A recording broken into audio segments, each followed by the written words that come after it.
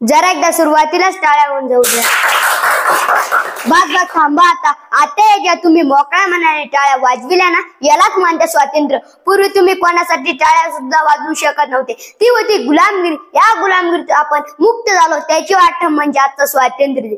नमस्कार, मी प्रेम from class 6 आपल्या समोर विचार मांडतोय.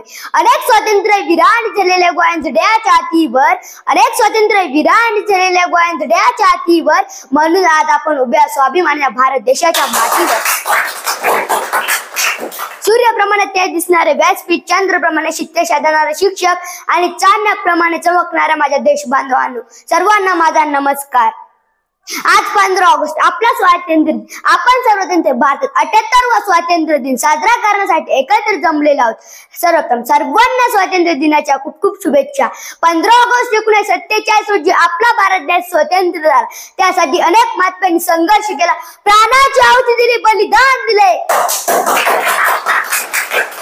स्वतंत्र माझा जन्मसिद्ध हक्क आहे आणि तुम्ही मिळवणार असे ठणकावून सांगणारे लोकमान्य टिळक, तुम मुझे खून दो मैं तुम्हें आजादी दूंगा असे गर्जून सांगणारे सुभाषचंद्र बोस, करा किंवा मारा असा टोका संदेश देणारे महात्मा गांधी, अशा कितीतरी क्रांतिकारकांनी आपल्या प्राणाची आहुती दिली.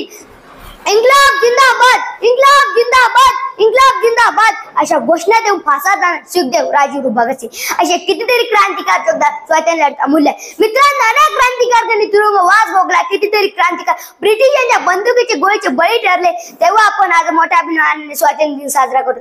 आपल्या भारत देशाला स्वातंत्र्य मिळावं म्हणून महात्मा गांधी असं काय सविनय कायदे भंग आंदोलन केले. शेवटी महात्मा गांधी चलाच्या आंदोलनाला सुरुवात केली. 1942 रोजी सर्व भारतीय नागरिकांना करा किंवा मारा संदेश दिला. त्यावेळी संपूर्ण भारत देश ब्रिटिशांच्या विरुद्ध पेटून उठला. त्यातून आपल्या भारत देशाला स्वातंत्र्य मिळाले.